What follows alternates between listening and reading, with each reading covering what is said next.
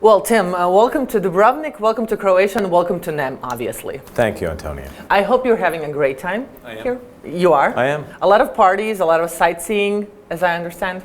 Yes, I've been in that sea, the Adriatic, I think it's called, and it's beautiful. I was in the old city of Dubrovnik and walked around the wall. I mean, it's gorgeous. What's not to like?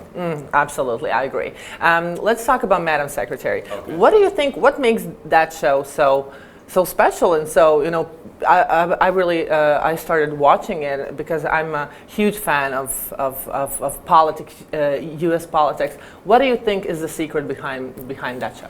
Well, I can't speak for why a European would like it, but I think one of the reasons that Americans like it is that our political system is sort of stymied right now. It's very difficult to get anything done because our parties are so polarized. And on Madam Secretary, we can solve a world crisis every week. It's a relief. It's a fantasy, but it's nice to see that things are getting done. I think that is one part of it, and maybe even more important, I think that people really respond to the family story. Unfortunately, one of the things that's unique about the show is that it depicts a marriage that is really functioning very well. They have significant challenges, but they're passionately committed to making it work. And most of the marriages on American television are a disaster. Right. Someone is always cheating, or there's all kinds of big problems. Right. And I think that people are relieved to see people that love each other and have kids and are working things out. And being dysfunctional in a functional way. Yes. Yeah. Which is the only way to go. I mean, right.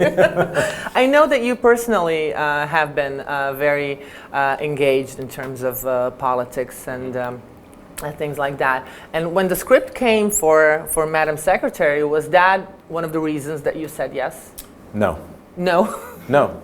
The reason that I said yes actually was because I thought that on the surface of it, the easy takeaway was that she was a role model for women, a woman who rises to a level of power in the U.S. government and does good things.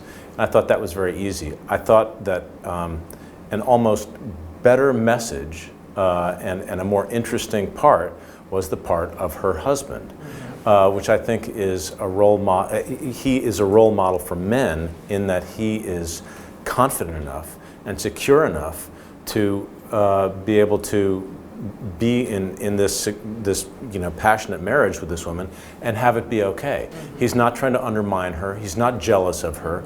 He's just saying, "You go, babe. Be as big as you can be. I'll be over here.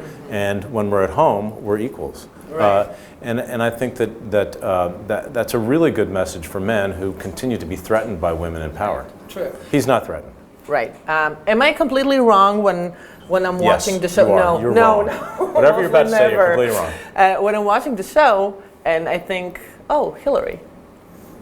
Totally wrong.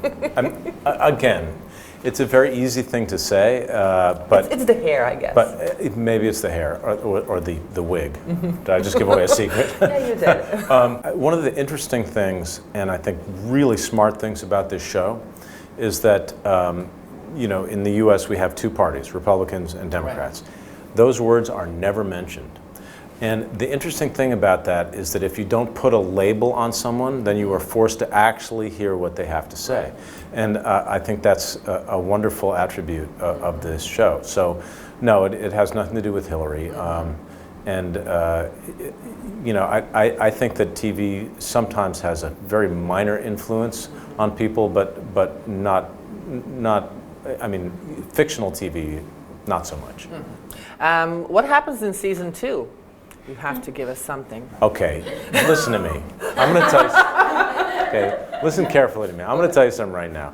Journalists always ask actors what happens in season 2, right. And actors never know. I know. Because they don't write it. If I knew, first of all, I couldn't tell you because it would be a secret. And second of all, I don't know because they're writing it. But the audience actually expects me to ask the question. Okay, well then I'll tell the audience. Stop expecting people to know what happened. They don't know. They're writing it right now. But Just we do wait. know. Just be patient. It'll all come out. But we do know it's going to be huge, it's going to be a hit, it's going to be terrific. Well, I hope, yes, that you're right about. Finally, you're right. I'm right about something. It's because you woke me up at 7 a.m. on the phone. That's why. That's true. I did call her on the phone early this morning. Thank you very much for this conversation. Yeah, It was a totally. pleasure.